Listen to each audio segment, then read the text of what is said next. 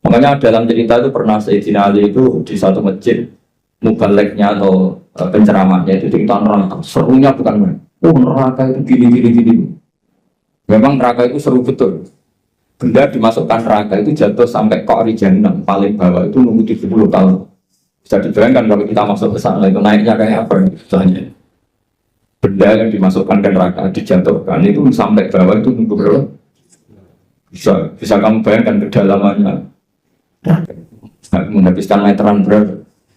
Benda dijatuhkan ke neraka itu sampai bawah nunggu berapa? Wah, enggak apa ya? Wah, aja kita neraka sehingga hadirin itu nangis semua. Sayyidina Ali pas liwat terus si penceramahnya dipanggil. Kamu membuat mereka takut oleh neraka sampai seperti itu. Apa kamu bisa sukses membuat mereka takut kepada Allah sampai seperti itu? Dites, nggak bisa bang. Terus masyhur Sayyidina Ali ngendikan, "At-ta'jizu an wasfi makhluqin mislan." Masa ngadepi neraka saja sesusah itu.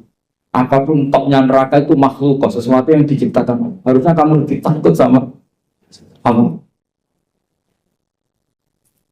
Jika semenjak itu dirubah cara ceramahnya dirubah. Jadi tidak. Karena tadinya itu yang diikuti ulama-ulama tasawuf. Jadi ulama tasawuf itu orang yang mengembalikan pada akal waras. Ya kayak tadi, saya mengatakan ini hitam itu hanya karena apa? Ya memang warnanya hitam.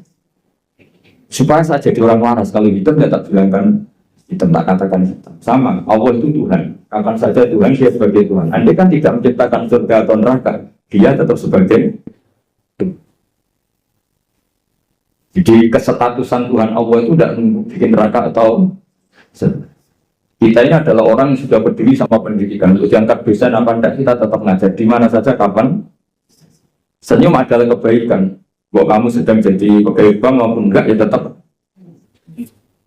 semuanya harus peduli sama yatim piatu, ya sudah satu kebaikan. Kita pengurus yayasan apa enggak, ya tetap peduli sama yatim. Ya, itu ilmu hakikat. Sesuatu itu dikembalikan pada proporsi. Ya, itu termasuk yang diajarkan Sayyidina Bid'ah Salam. Sehingga kita kalau maknani fatakun naro sama fatakuni watakullah, kualitasnya itu tentu tinggi fattaqullaha atau fattaquni ya Allah. Karena Allah itu zat yang harus kita sembah, kita puja-puja, kita takuti ya sebagai Tuhan, sebagai Allah. Bukan nunggu karena Allah bikin surga atau apa itu dalam ilmu tasawuf. Itu kita jadi ya, mungkin kelasnya tidak sampai seperti ini. Dan tidak perlu seperti ini. Sehingga terus ibadah yang ingin masuk surga itu disebut ibadah tujar. Apa? Ibadahnya apa? Jadi harus ada untungnya. Jadi Allah berarti mitra dagang. Itu sopan nggak kira-kira? Ya Allah tak sembah, tapi ada syaratnya. Apa? Ya saya harus masukkan ke berkata Allah kalau nyembahnya nggak benar tak kurangi. Ternyata poin kamu tak. Ya nanti kan jadi panjang, apa? Makanya masih ada guyonan. Ini guyonan sufi, tapi nyata. Ada orang nggak pernah maksiat, nggak pernah apa-apa. Gitu. Doa terus gak pernah maksiat, masuk surga. Ditanya, kenapa kamu masuk surga? Karena saya tidak pernah maksiat, terus doa terus. Ya oke, kamu di surga. Umur kamu berapa? 80 tahun. Oke, kamu di surga 80 tahun. Protes orang, ya Allah, ibadah saya katanya surga itu selamanya. Kenapa 80 tahun? Kan kata kamu masuk surganya karena amal kamu kan? Kamu amalnya hanya 80 tahun, di surganya 80 tahun. Yang abadi itu fadl saya, anugerah saya. Ya sudah pasti sama masuk surga karena fadl kamu, karena sudah jadi sudah karena artinya kalau kamu nyembah Allah karena ingin masuk surga, kemudian ibadah kamu konversi jadi surga, itu berdurasi. Ya harusnya sholat seperti itu pahalanya hanya sekian, sudah sekian saja. Makanya orang-orang tasawuf itu takut kalau ibadahnya seperti itu. Makanya orang tasawuf itu ikutnya ya walladzina amanu asyaddu hubbal. Orang-orang yang mukmin itu harus sangat mencintai. Ya ibarat gini tuh, bapak-bapak yang nggak punya wanita lain atau nggak goda wanita lain itu ada yang karena takut, ada yang karena cinta. Keren mana? Kalau karena takut sekali nggak konangan itu ya sudah lampu merah. Gitu. Tapi kalau karena cinta, konangan ya tetap nggak macam-macam itu. Nah itu orang-orang tasawuf, orang yang yang sangat mengagumi fitrah salimah, bahwa kita menyembah Allah itu ya karena dia sebagai Tuhan, bukan karena dia menciptakan surga atau apa. Itu bedanya. Makanya Nabi Musa kembali ke ikhlas. Nabi Musa melakukan kebaikan sama putrinya, Nabi Syuaib ikhlas. Nabi Syuaib memberi hidangan sama Nabi Musa juga apa? Yang putrinya yang agak banyak kepentingan tadi, orang ganteng, kalau mereka orang lain gimana? Akhirnya Nabi Syuaib ya sudah daripada gitu terus ini ya teruskan. Jadi faslun fi mukafatil ihsan bimisli al-afdal, pakai cerita qalat inna abdi yad'uka liyajziyaka ajrama saqaita. Cerita kedua ketika Nabi Ibrahim dapat tamu para malaikat menghentikan qol salam, terus Nabi Ibrahim dia qol salam. Jadi yang agak aneh tapi didengar saja. Wastak rodo Rasulullah sallallahu alaihi wasallam jikron warad ziyadatan faqala khairukum ahsanukum qatla. Jadi Nabi itu pernah berhutang, kira-kira kalau di Indonesia itu ya hutang anaknya sapi kalau bahasa Indonesia. Pedet, masa bahasa Indonesia pedet? Apa? Asal. Alasan Nabi itu kira-kira kalau di Indonesia itu ya hutang anak sapi, pedet itu. Tapi pas membayar pakai sapi ini jangan dipakai alasan rentenir. Terus sahabat itu ada yang protes, ya Rasulullah, engkau kan hanya punya hutang apa? Anak sapi atau pedet dan kenapa nyaurnya bayarnya pakai sapi? Tetapi ngedikan khairukum ahsanukum qatla, yang terbaik dari kalian adalah saat bayar itu lebih. Nah, ini yang masalah ini, makanya saya bilang ini masalah. Kata guru saya, kata Mbak Mun, kata bapak saya, Islam itu ngaramno riba, tapi yang ngaramno medit. Ya orang-orang soleh, sok ngaramno riba itu mau ngaramno riba, tapi nggak ngaramno medit. Sebenarnya yang diharamkan Islam itu dua, riba yang haram, medit yang haram. Sudah ini tidak usah didalam kan nanti jadi fitnah. Jadi yang diharamkan Islam itu dua sekaligus, riba yang haram, tikir juga. Coba sampean bayangkan, misalnya saya punya utang sampean 10 juta.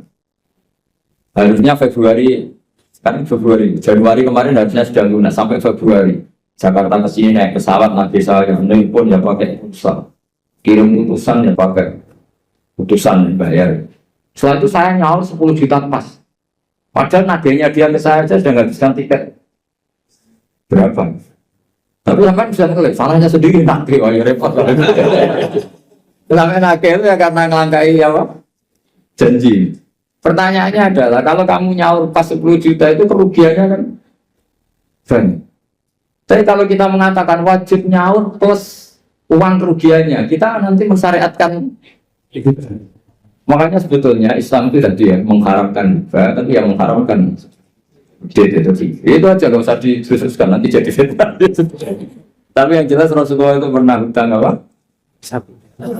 Nyaurnya sapi. Ketika kita lihat jawab Nabi, khairukum ahsanukum qatla. Yang terbaik dari kalian adalah saat nyaur dikasih. Karena saya jadi kiai itu paling musim, kan begitu, paling musim. Biasanya kalau orang-orang kampung saat rukun itu kan ponakannya khitanan atau kawin nikah itu kan dibiayai pastinya. Biasanya dijualkan sapi atau apa. Zaman itu tahun 70. Itu harganya sapi itu baru 3.000. Setelah 2005 alhamdulillah tukaran bentrok aja. Makanya kan ditagih, namanya tukaran ditagih. Yang utang itu senengannya, pasti aku mau tolong ewu, saya kita selalu tolong ewu itu ada dapat cilok. Lah yang utangi itu ingetnya itu pas itu jual apa? Sapi ya, si sapi. Dan akhirnya kita sebagai kiai kan bingung, tidak ikut makan uangnya tapi harus jawab. Terus saya jawab ini. Andaikan saya jawab langsung putus enggak Pak? Kalau langsung putus tak jawab, kalau enggak mau. Kan rugi sudah dikiaikan ternyata enggak final kan enggak keren. Enggak Gus, kalau sekali jangan jawab kita taslim, kita menerima. Ya sudah kata saya, bayarnya sapi saja. Dulu bayarnya sapi saja, saya enggak mau jutaan. Tapi ternyata yang ngutangi berengkel, Gus sapinya itu andaikan masih itu anak cucunya sudah bayar. Wah repot kalau gini. Jadi dia nggak mau dibayar satu sapi, harus plus anak cucunya. Apalagi kalau sapinya sering selingkuh, anaknya. Tapi yang utang itu tidak kalah pinternya. Itu nak urip sapi mula nak mati. Wah repot ini. Makanya saya itu kadang sama orang awam sih yang mantel kata itu sinyal kan. Coba sampean kalau jadi kiai, kalau Anda dalam posisi saya milih mana? Milih pakai ukuran apa? Karena kita riba yang takut medit ya.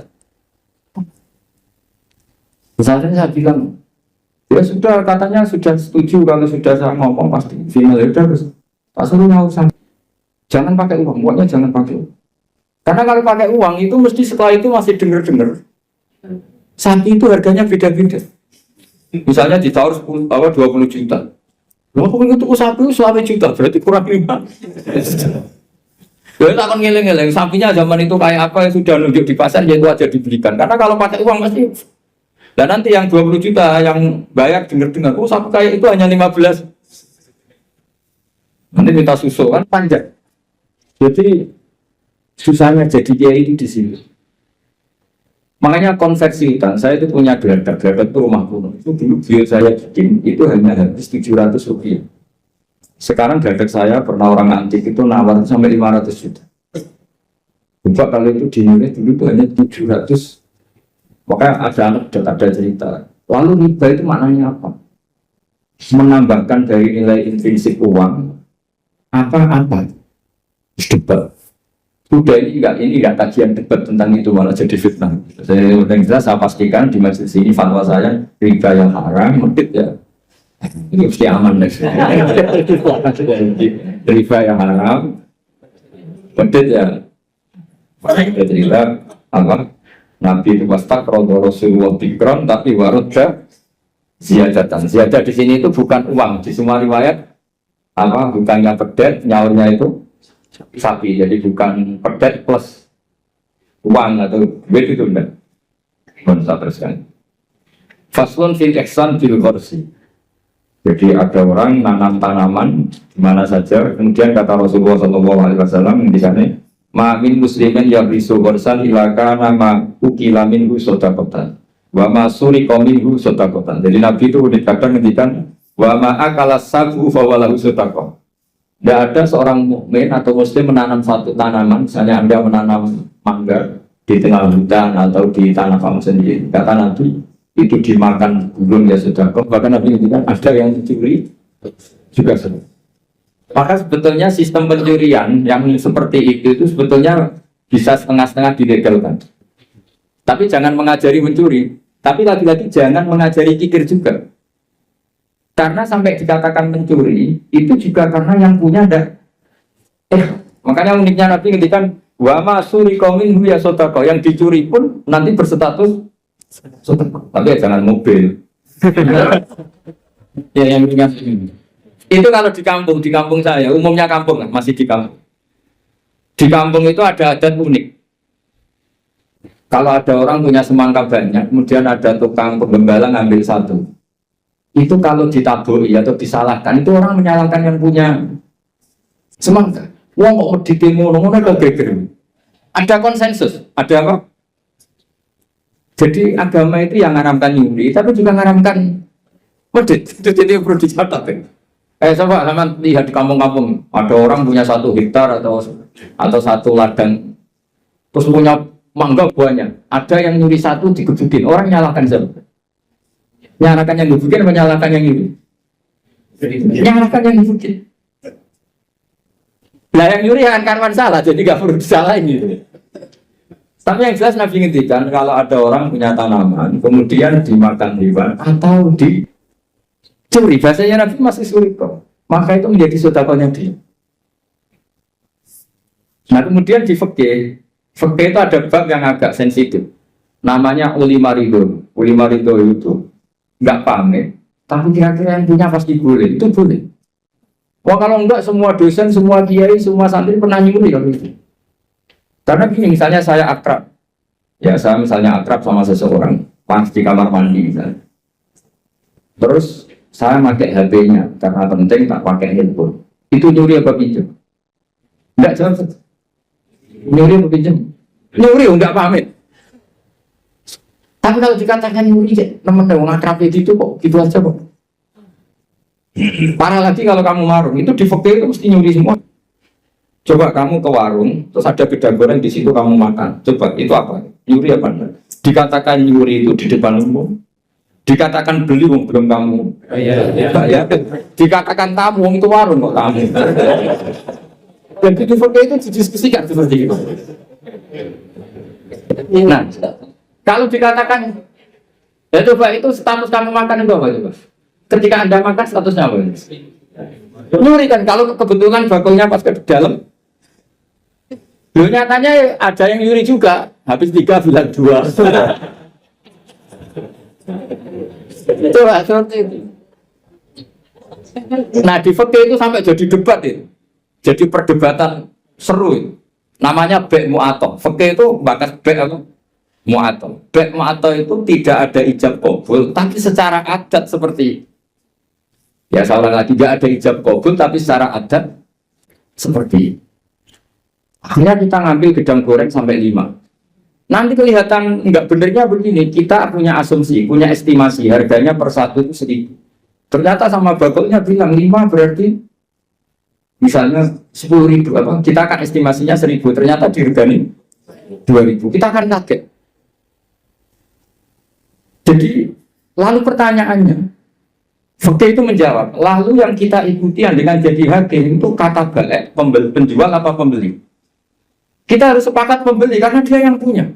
Dan kamu tidak dimasukkan jual beli tapi ifsad, merusak harta orang lain tidak pamit, maka kamu diberi sanksi, harganya mahal. Jadi sebenarnya kalau di fikih kan penjualnya bilang harganya 100.000, itu di hakim harus menang yang penjual. Karena kamu merusak harta orang lain tanpa pamit. Jadi akadnya bukan jual beli tapi merusak orang lain. Makanya itu kalau di persidangan dimenangkan penjual karena pemilik.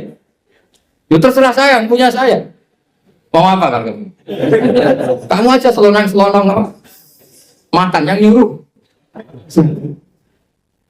Makanya saya pernah kenal sama Kiai Jawa Timur, itu orangnya khusyuk. Itu kalau marun itu sampai bakalnya mantel. Teman saya mondok. Bu, ini gedang goreng gini pinten. 1.000 dek, ini dibayari 1.000, baru dimakan. Masih di tempat itu dia kepengen lagi, akad lagi. Bu, ini pinten. Ini tela goreng harganya pinten 1.500, dibayar lagi. Saking ininya akadnya itu jelas. Lama-lama anak itu tiap marung, dia cuma marung rene yang ngelok. Jadi kadang orang bener itu yang repot no.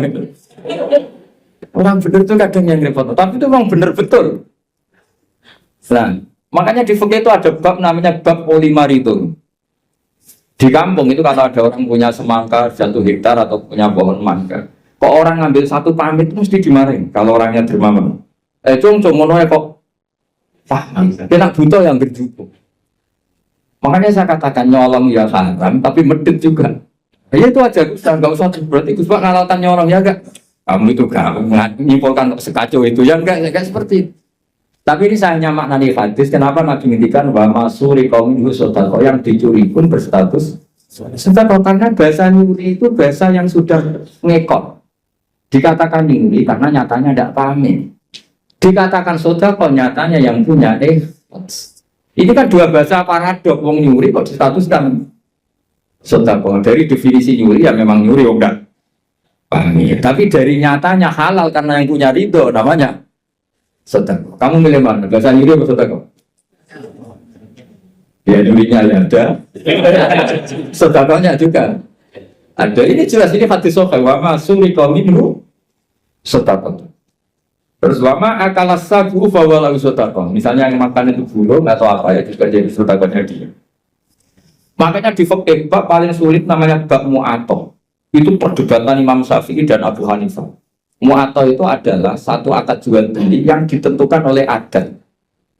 Tidak ada ijab qabul. Ya itu tadi kayak orang marun tadi. Orang marun lalu makan gedang goreng itu statusnya apa? Lalu tato naik bis. Sama kan nggak pernah kepikiran, karena sama nggak pernah mengkaji fikih serius. Yang kepikiran ya kita ini yang mengkaji fikih itu Pak.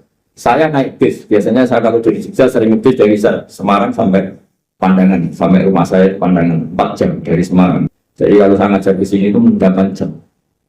Jadi kalau sama nggak pintar ya kebangetan 8 jam. Coba sampai sekarang misalnya saya mau ke Jakarta, ada bis tak stop, berhenti kan, terus saya naik. Setelah 100 kilo atau 50 kilo baru ada tarikan uang, bayarnya sekian. Lalu sebelum Anda bayar, kita punya apa? Pinjam apa gasal? Nggak pinjam apa gasal? Dikatakan gasal kan supirnya yang berhenti. Terus dikatakan pinjam, nyatanya nanti disuruh bayar. Dikatakan bayar di durasi waktu itu belum bayar, statusnya apa?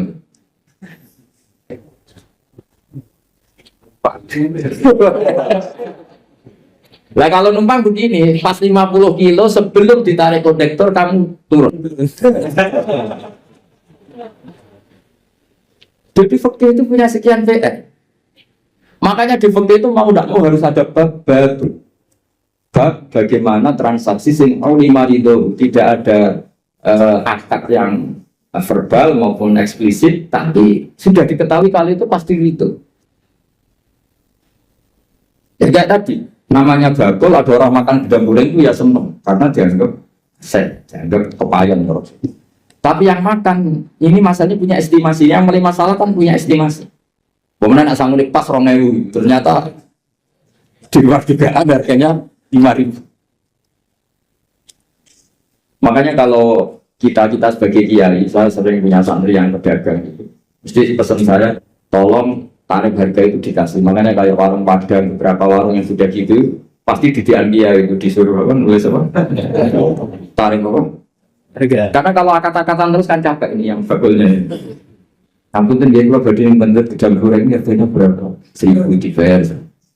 Itu anaknya orang sufi. Saking sufinya bapaknya itu dulu era Wesel itu nggak pernah diwasel.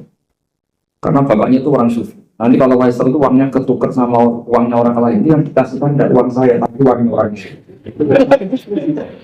Jadi kalau ngirim anak itu masih ada orang sufi itu. Kalau di UI kayaknya nggak pernah ada. Sudah modern sekali. Sampai segitu karena takut uangnya itu tetap. Yang kamu terima itu tidak uangnya bapak, tapi uang orang lain. Coba seperti itu sah nggak? Misalnya Wesel online, yang dikasihkan uang kamu apa uang orang lain? Boleh enggak? Itu kalau menurut teori profesional kan nggak boleh. Mau miliknya orang lain kok di. Yang menjadikan boleh karena apa? Ulama ridho, orang lain itu juga ridho karena tergantung. Kalau kamu ngajukan kredit ke bank, uang yang dikasihkan kamu itu uangnya bank itu uang orang banyak. Pamit gak? Wah ini bisa panjang kalau secara fikih.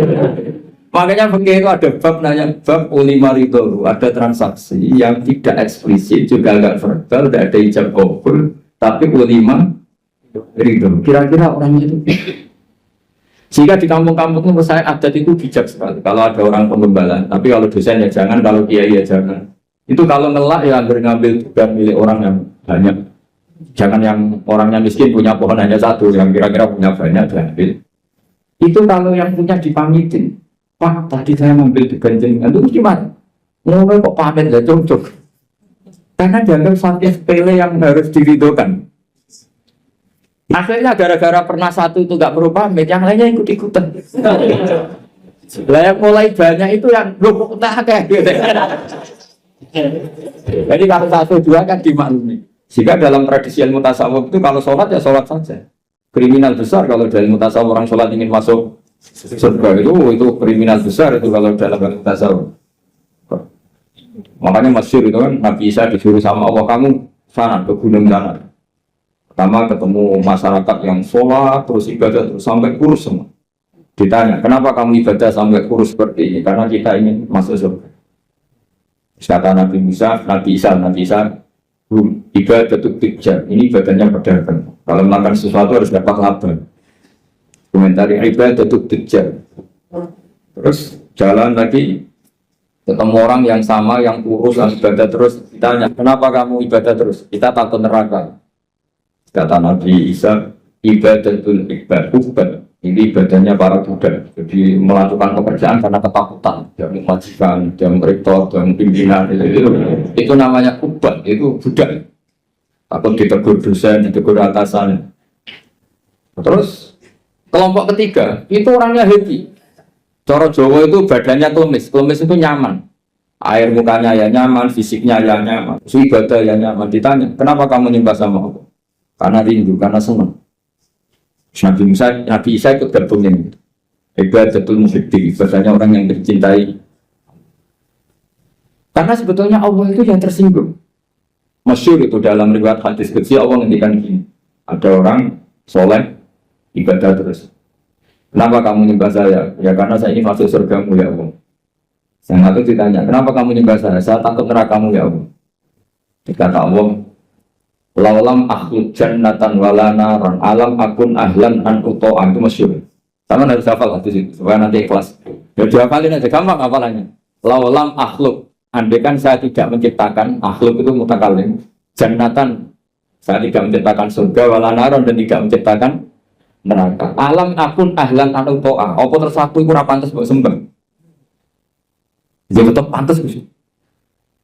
Nah itu makanya saya itu kalau ngaji di mana-mana tuh bikin analogi. Saya orang yang sering bikin analogi tentang ilmu hakikat. Misalnya gini, sampai nggak tanya, ini yang ini warnanya apa? Sampai jawab apa?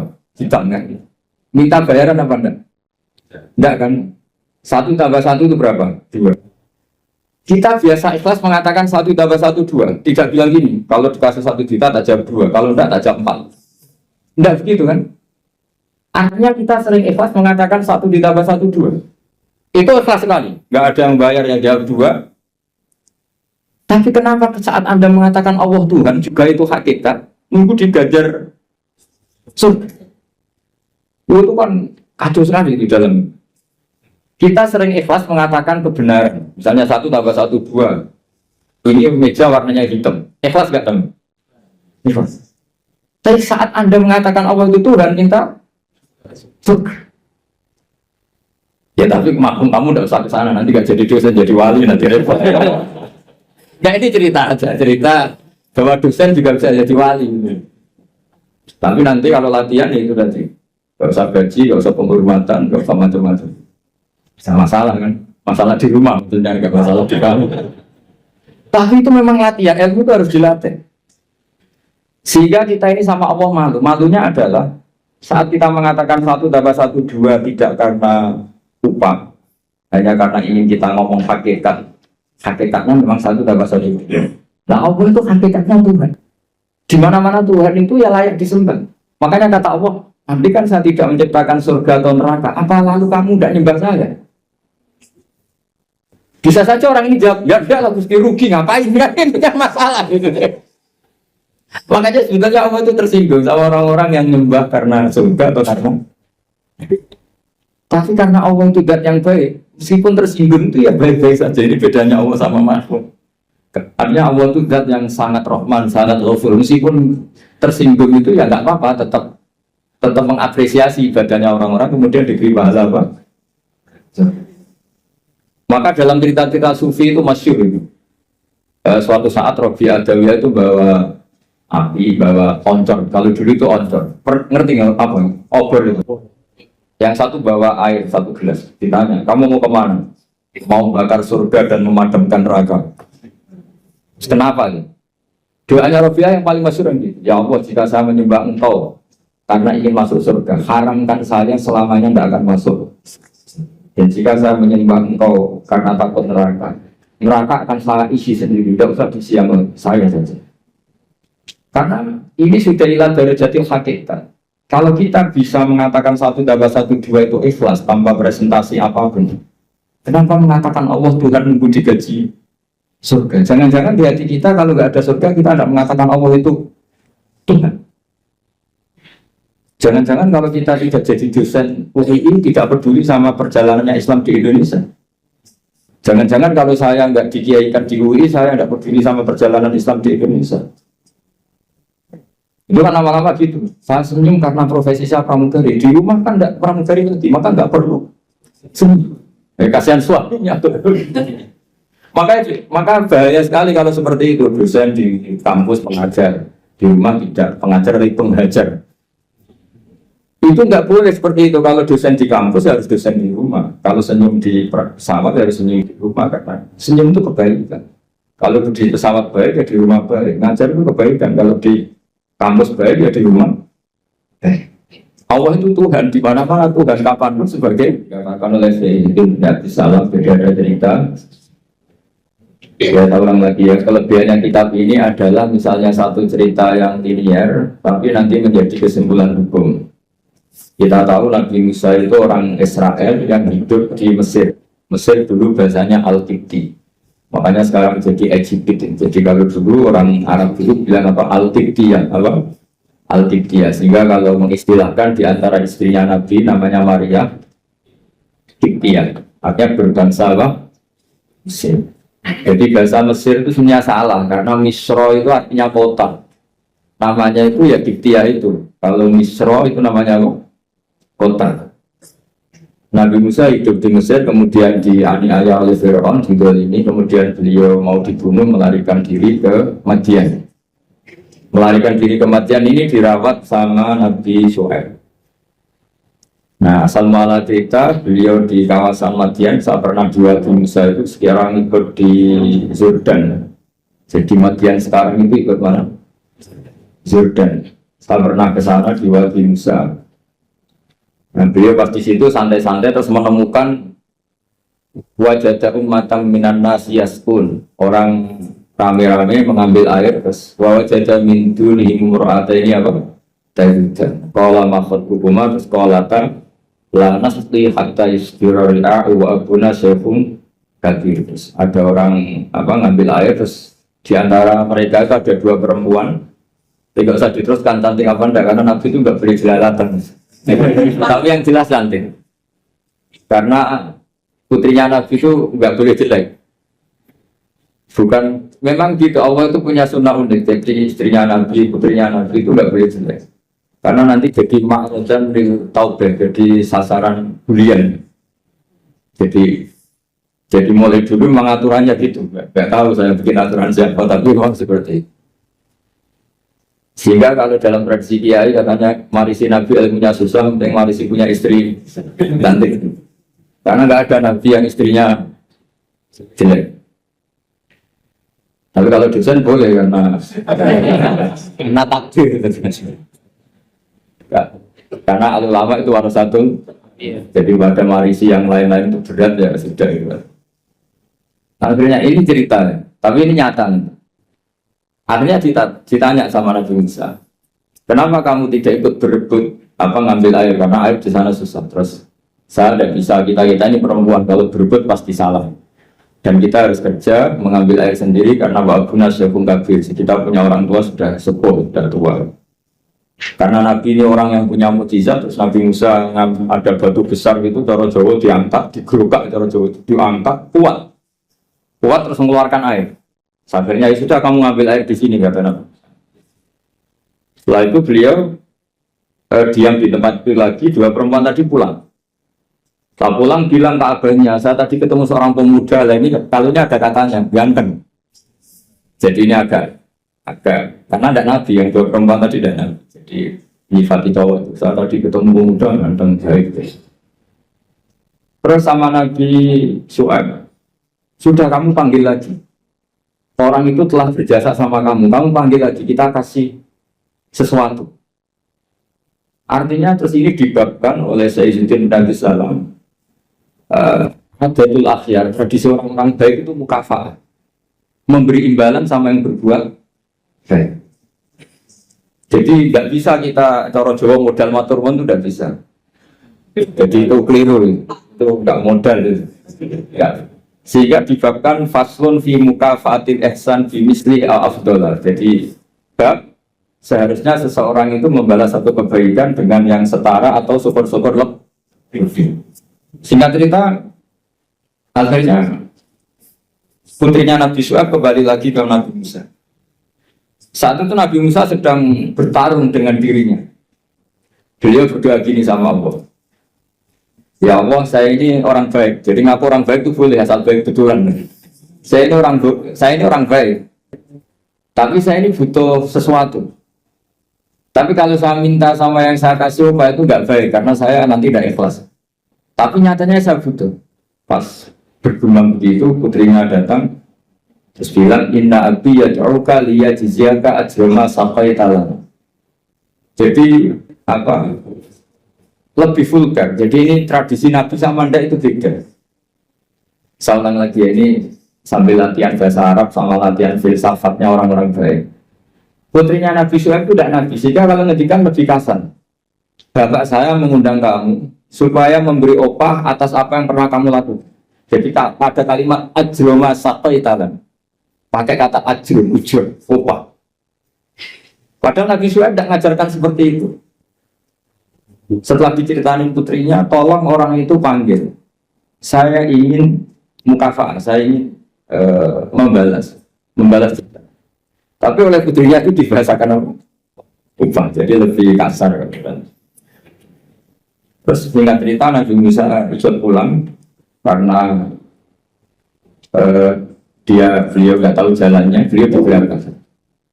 Kata cerita itu entah kena angin entah apa yang saya nggak pakai celana, mungkin pakai maxi atau pakai rok. Agak terbuka sedikit karena Nabi itu ya Nabi betul memang. Sudah, Mbak kamu jalan di belakang, nanti jalannya kamu yang mandu. Kalau saya di belakang kamu nanti tahu macam-macam. Akhirnya Nabi Musa di depan, yang putrinya Nabi Syuaib di belakang. Terus kalau kanan kirinya dipandu, ayo kiri kanan gitu, soalnya gitu. Singkat cerita sampai di rumah sudah dihidangkan makanan yang lezat, yang mewah. Terus kata Nabi Musa, kita ini inna ahla baitin, kita ini dari keluarga terhormat yang tidak terlintas dapat balasan atas semua kebaikan yang kita lakukan. Jadi mukadimahnya sudah keren. Kita ini satu keluarga punya tradisi kalau melakukan kebaikan itu gak ingin dapat apa? Balasan. Kata Nabi Syuaib, kita dari satu keluarga yang kalau ada orang berbuat baik orang atur nuwun tapi menjamu. Pokoknya adu tradisi besar yang luhur tentu. Terus Nabi Musa dipaksa harus mau ikut apa? Makan jamuan. Yang mulai usul putrinya Nabi Syuaib tadi. Kata Nabi putrinya Nabi Syuaib muji-muji bahwa pemuda ini qawiyyun amin, orang yang kuat karena bisa ngangkat batu besar, aminun terpercaya karena harusnya bisa melihat entah apa, entah tumit, entah apa. Itu sudah satu kemewahan. Kalau di Arab melihat itu tuh kemewahan. Kalau di Indonesia kan enggak. Karena banyak pakai celana pendek. Jadi itu kalau di Arab. Sampai orang Arab itu kalau melihat resepsi itu senang. Padahal orangnya cadaran itu kadang hanya melihat tumit. Itu sudah mewahnya, bukan main. Di sini alhamdulillah tidak mewah. Karena yang lebih ekstrim banyak. Akhirnya disifati amin. Terus ditanya sama bapaknya, kenapa kamu mensifati Musa itu qawi karena bisa ngangkat batu? Kenapa kamu sifati amin? Tadi dia di belakang kita karena melihat sesuatu. Tadi tumit, tadi hanya tumit. Terus minta kita di belakang. Karena Nabi Syuaib tahu arahnya putrinya itu senang, terus masyhur itu. Terus Nabi Syuaib ngendikan ini uridu an unkihaka iftabnataya hataini ala antajironi sama yang saya ingin menikahkan kamu dengan salah satu putri saya. Tapi syaratnya kamu harus mengkhidmati saya bekerja di sini minimal 8 tahun. Karena Nabi Syuaib itu pedagang, jadi kalau gratisan nggak mau. Jadi Nabi Syuaib itu ya unik. Beliau Nabi yang besar karena dagang. Makanya masyhur setiap Nabi Syuaib yang diperingatkan ke kaumnya apa? Auful mikyala wal mizana wala tabkhasun nasa asya'u. Jadi ini bagian dari ulumul Quran. Jadi Nabi itu kelihatan polanya. Kalau beliau ngendikan perdagangan berarti beliau ditakdir profesinya itu dagang. Sehingga Nabi Syuaib itu setiap diceritakan Quran pasti yang diceritakan itu ngendikan beliau apa? Auful mikyala wal mizana wala tabkhasun nasa asya'u. Akhirnya terus di situ jadi ketentuan fikih bahwa maharnya perempuan itu tidak harus berupa materi tapi boleh profesi. Jadi Nabi Musa itu tidak punya uang karena dia posisi orang pelarian ya, dari Fir'aun. Tapi beliau sanggup jadi karyawannya Nabi Syuaib berapa? 8 tahun. Imbalan dapat putri. Terus kata Nabi Syuaib, fa'in atsmamta asron famin inti. Tapi kalau kamu menjadikan itu 10 tahun, maka ya enggak apa-apa. Ada kalimat lain, wa ma uridu an asyqa alaik. Tapi saya tidak ingin memperberat kamu. Jika cerita Nabi Musa akhirnya mau. Terus kemudian beliau menyempurnakan sampai 10 tahun. Terus oleh Nabi Syuaib itu dikasih tongkat. Jadi tongkatnya Nabi Musa yang sakti tidak dari bapaknya, tapi dari mertuanya. Makanya terus sekarang banyak mantu yang ngincer warisan mertua itu. Itu ya agak ada sejarahnya. Di kadang-kadang mantu itu sopan itu harus dicurigai.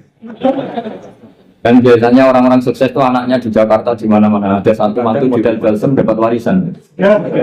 Kalau mertuanya sakit itu dikasih balsem salon pas, kelihatan peduli sudah akhirnya dapat warisan sama hidup. Itu tidak tahu itu haram apa enggak, kayaknya haram karena trik itu kategorinya itu trik. Karena dalam faraid itu mantu enggak termasuk ahli waris. Ngomong enggak kanggu kalau dalam faraid mantu itu orang enggak kanggu. Tapi ada sejarahnya mantu dapat apa? Tongkat sakti.